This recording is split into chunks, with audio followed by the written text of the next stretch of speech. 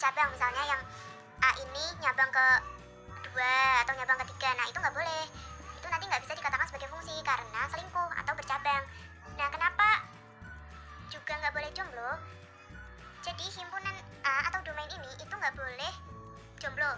Di anggota himpunan A ini nggak boleh ada yang nggak punya pasangan. Jadi semuanya harus punya pasangan, semua harus terpetakan, semua harus kena panah. Jadi kalau misalnya ntar ya di domainnya ada yang anggotanya ada yang kosong atau nggak dapat pasangan, itu nggak bisa dikatakan fungsi. Jadi itu termasuk jomblo. Nah, oke, coba kita lihat di gambar kedua. Ada sebuah fungsi memetakan A ke B. Oke, coba kita lihat di domain bagian A. Pernyataan ini bukan fungsi karena domainnya yang A itu selingkuh, dia bercabang, dia nyabang ke kodomain 1 dan 2. Sedangkan syarat dari fungsi itu kan nggak boleh selingkuh ya, nggak boleh nyabang. Nah, ini malah selingkuh, jadi ini tidak bisa dikatakan sebagai fungsi. Oke, contoh ketiga, ada sebuah fungsi H memetakan A ke B. Mari kita lihat di domain, apakah ada yang beda? Nah, coba lihat anggota domain bagian B, kosong kan? Nah, bukan fungsi karena jomblo, karena ada salah satu anggotanya yang nggak punya pasangan. Kasihan ya. Sedangkan kalau misal di kodomain ya ada yang nggak punya pasangan, itu nggak apa-apa. Kalau di kodomain nggak punya pasangan atau di kodomain itu jomblo, itu nggak apa-apa, itu nggak masalah, tetap bisa dikatakan fungsi. Yang nggak boleh itu jika di domainnya itu yang jomblo, nah itu nggak boleh dikatakan sebagai fungsi. Tapi gimana kalau misal kodomainnya itu selingkuh? Coba lihat contoh yang kedua ini, yang fungsi G. Itu kan domainnya angka 3 itu kan selingkuh ya, selingkuh atau nyabang di P sama C. Nah, itu nggak apa-apa karena kan syarat dari fungsi itu yang nggak selingkuh dan jomblo itu hanya domain, sedangkan kodomainnya boleh. Gimana, paham kan? Paham dong, apalagi kalau pakai selingkuh dan jomblo gini. Nah, lanjut. Kita lihat di gambar 1, fungsi F yang memetakan A ke B. Mana yang dimaksud domain? Domainnya itu biasanya di kiri.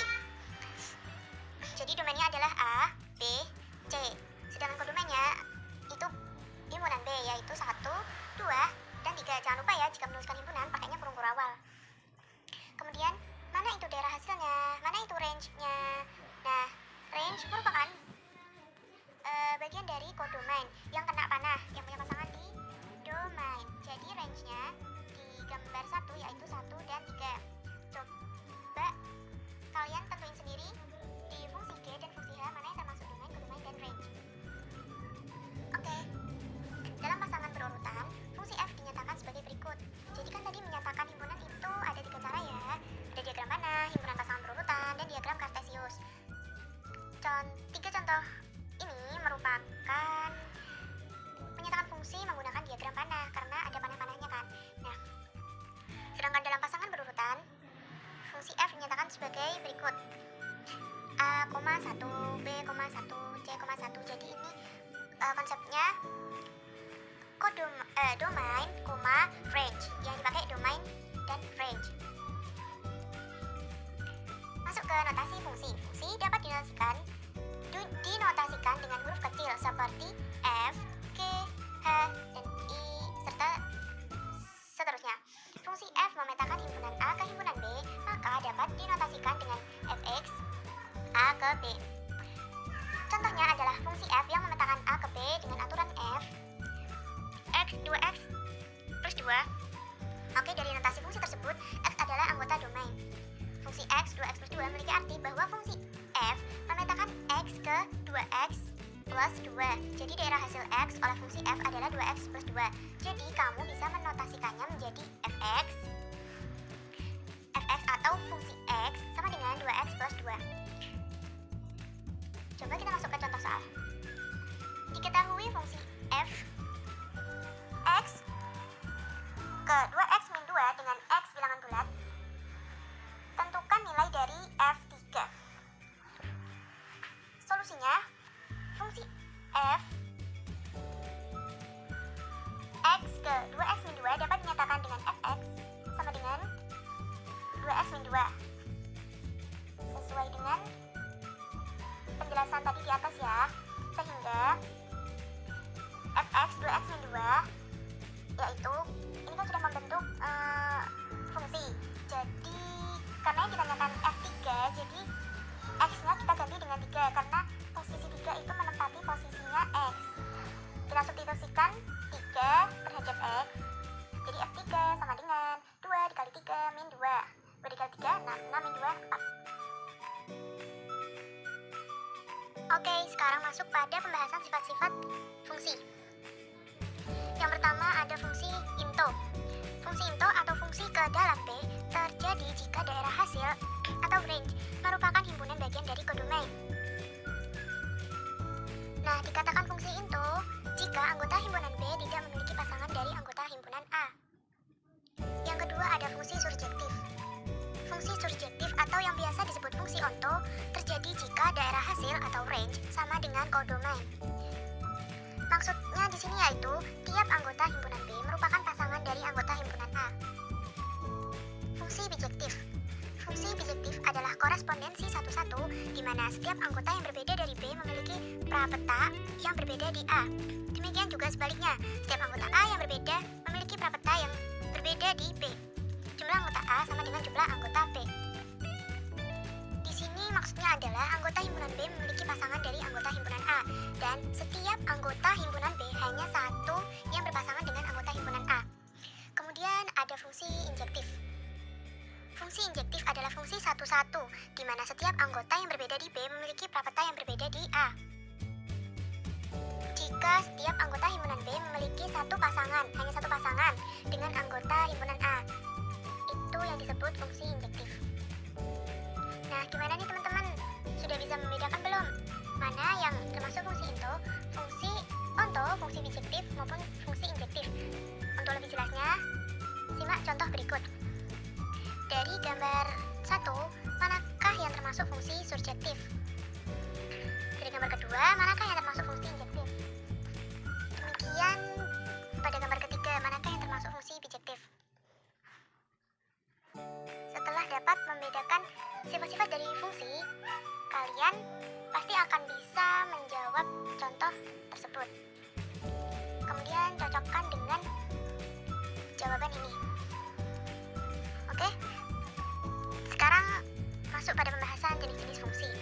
Secara umum, jenis fungsi terbagi menjadi dua macam, yaitu fungsi aljabar dan fungsi transenden. Apa itu fungsi aljabar?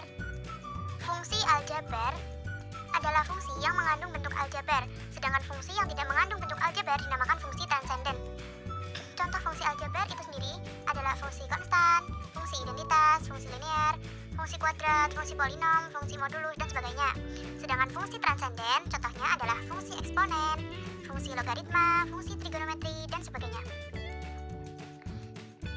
Baik, saya akan menjelaskan pengertian dari macam-macam fungsi. Fungsi konstan adalah fungsi yang berbentuk fx sama dengan k, dengan k adalah sebuah konstanta atau skalar. Berapapun nilai x disubstitusi, nilainya selalu sama atau konstan, namanya juga fungsi konstan, yaitu k. Grafik dari fungsi ini berupa garis mendatar sejajar sumbu x. Kemudian ada fungsi identitas. Fungsi identitas adalah fungsi yang memetakan setiap anggota ke dirinya sendiri. Jadi secara umum, fungsi identitas ditulis sebagai fx sama dengan x. Grafik dari fungsi identitas adalah garis yang membentuk sudut 45 derajat terhadap sumbu x. Berikutnya ada fungsi linear. Fungsi linear adalah fungsi yang berbentuk fx sama dengan ax plus b, dengan a tidak boleh sama dengan 0. Ingat baik-baik ya. Grafik fungsi linear berupa garis. Fungsi kuadrat. Fungsi kuadrat adalah fungsi yang berbentuk fx sama dengan ax kuadrat plus bx plus c dengan koefisien x kuadrat yaitu a tidak boleh sama dengan 0. Grafik fungsi kuadrat berbentuk kurva parabola. Kemudian ada fungsi polinom. Apa itu fungsi polinom? Fungsi polinom atau biasa disebut suku banyak adalah bentuk umum dari fungsi konstan, fungsi identitas, fungsi linear, dan fungsi kuadrat.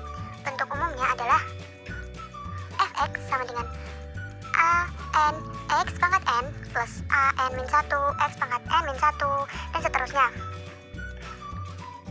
Dengan a n min 1 adalah bilangan real. A n tidak boleh sama dengan 0 dan a 0 konstanta. Fungsi irasional. Fungsi irasional adalah fungsi yang berbentuk akar. Contohnya f(x) sama dengan akar x plus 1. Fungsi irasional terdefinisi jika bilangan di dalam akar tak negatif, positif atau 0. Fungsi pecahan. Fungsi pecahan adalah fungsi yang berbentuk pecahan. Misalnya f(x) sama dengan 2x min 3 per 4x plus 5 atau 3x per x plus 1. Nah, itu disebut fungsi pecahan. Fungsi pecahan akan terdefinisi jika bilangan pada penyebut pecahan tidak sama dengan 0. Nah, gimana kalau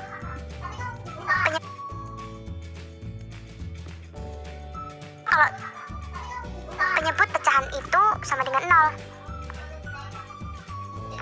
Pembilang yang dibagi dengan penyebut 0 akan menghasilkan tak hingga, jadi tak akan terdefinisi. Berikutnya ada fungsi ganjil. Fungsi ganjil adalah fungsi yang memenuhi f min x sama dengan min fx. Grafiknya simetris terhadap titik pusat O 0,0. Contohnya adalah fx sama dengan x pangkat 3.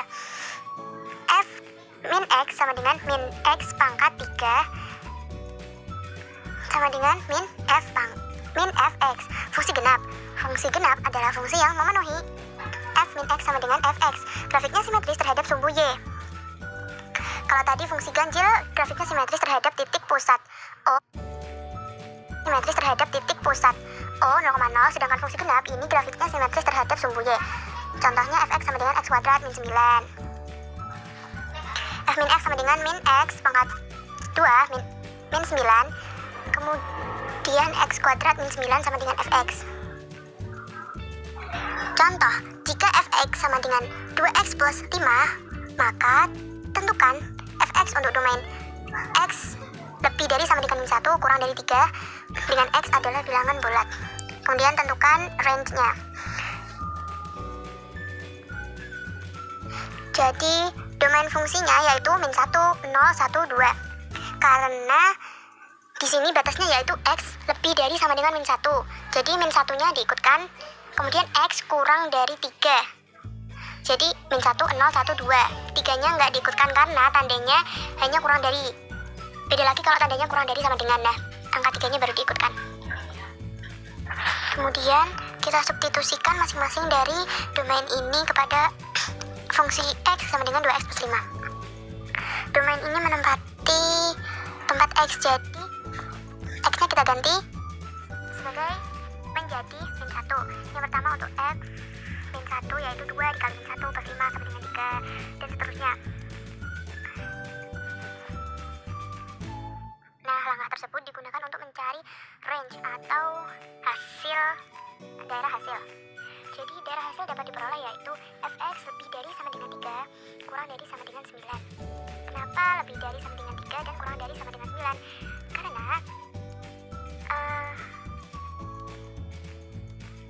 Karena daerah hasilnya yaitu 3, 5, 7, dan 9.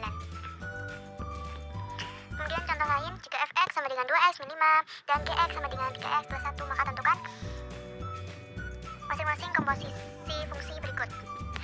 FOGX, GOFX, dan FOG 4. Oke, mari kita jawab satu persatu. FOGX yaitu di sini berarti F GX. Jadi GX kita masukkan kepada fungsi X. Kita substitusikan GX kepada FX. Karena fx itu 2x min 5, jadi x-nya kita ganti dengan gx, jadi 2 3x plus 1 min 5 sehingga menghasilkan 6x min 3. Sekarang GOFX caranya sama, hanya dibalik saja. Jadi fx kita substitusikan kepada gx. Karena gx adalah 3x plus 1, jadi x-nya kita ganti dengan fx. Jadi 3, 2x min 5 plus 1 sama dengan 6x min 14. Kemudian ada FOG 4. kita menggunakan gini. Setelah tadi kita mencari FOG-X itu kan hasilnya 6X min 3. Nah, di sini yang diminta yaitu FOG 4. Jadi X-nya kita ganti 4. 6X min 3 berarti 6 dikali 4 min 3. 4 itu kita substitusikan kepada FOG-X. 6 kali 4, 24 min 3 yaitu 21. Yay, saatnya exercise. Gini, aku mau tahu nih, kalian tuh sebenarnya udah paham atau belum sih yang aku terangin kali ini? Kalau misal udah paham, minta tolong ya, kerjain exercise 1 dan 2. You must try, do the best, good luck. Thank you.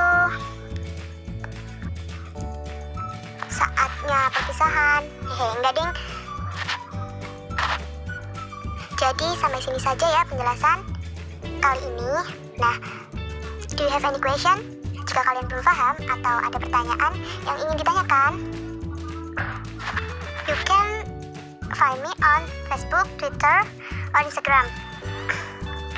My Instagram account is Nadira Kitrif. Kamu juga bisa ngirim email ke nadirakitrifa@gmail.com. Terima kasih telah menonton video ini. Semoga kita sukses bareng-bareng ya. Amin. Oh iya, jangan lupa baca hamdalah dan doa kafaratul majlis. Jangan lupa pakai masker. Stay healthy teman-teman. I love you, bye. Wassalamualaikum warahmatullahi wabarakatuh.